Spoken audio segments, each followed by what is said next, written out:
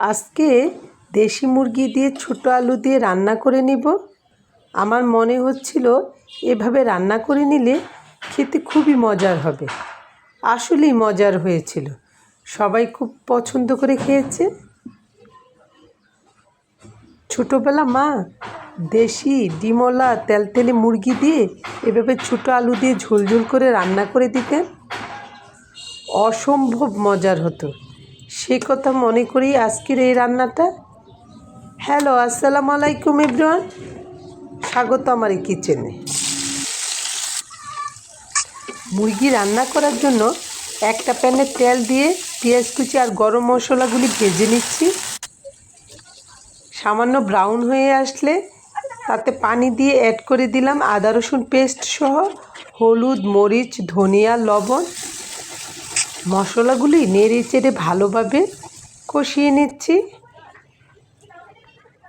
ছোটো আলু দিয়ে যেহেতু রান্না করে নিব, আলুটা আমি আগেই সিদ্ধ করে রেখে দিয়েছিলাম, এখন বেছে নিচ্ছি।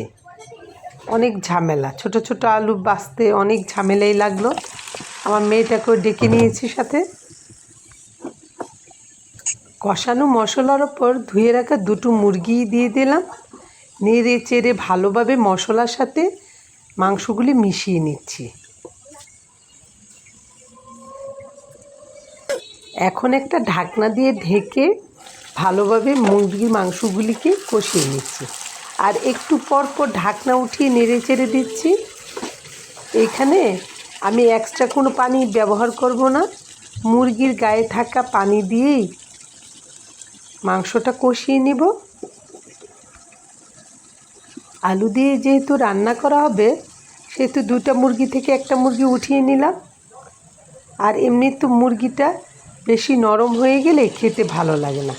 আমি আলু দিয়ে একবেলার জন্য রান্না করে নিচ্ছি একটা মুরগি।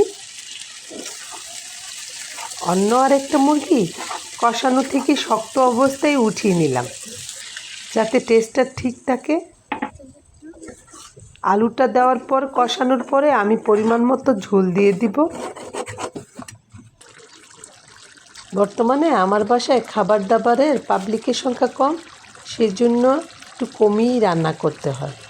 আর তাছাড়া মুরগির মাংসটা দ্বিতীয় জালে খেতে একদমই ভালো লাগে না, টেস্ট নষ্ট হয়ে যায়।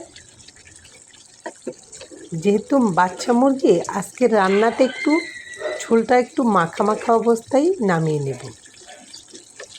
ভালোভাবে বলক উঠলেই নামিয়ে নিতে হবে। সবাই ভালো থাকবেন। আল্লাহ হাফেজ।